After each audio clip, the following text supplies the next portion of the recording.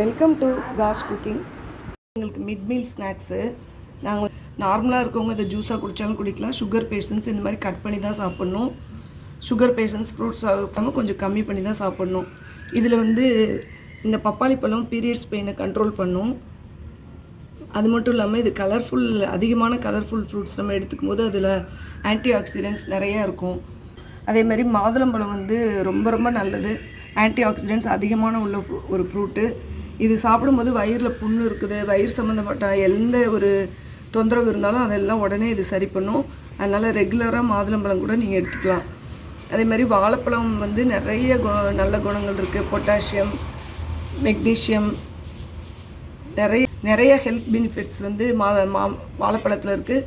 அதுவும் போக பிள்ளைங்க சின்ன பிள்ளைங்கள்லாம் ரொம்ப விரும்பி சாப்பிடுவாங்க வாழைப்பழம். அதனால் நம்ம என்ன விரும்பி சாப்பிட்றாங்களோ அது அதிகம். மற்ற ஸ்நாக்ஸ், பிஸ்கெட்டு, கேக்கு, அந்த மாதிரி பீஸா, பர்கர்லாம் கொடுக்குறத விட இந்த மாதிரி ஃப்ரூட்ஸ் அதிகம் கொடுங்க. நம்ம ஊரோட பாரம்பரியமான ஃபுட்ஸ் நிறையா இருக்குது. அதை நீங்கள் கொடுத்தீங்கன்னா அதெல்லாம் பிள்ளைங்களுக்கு ரொம்ப நல்லது.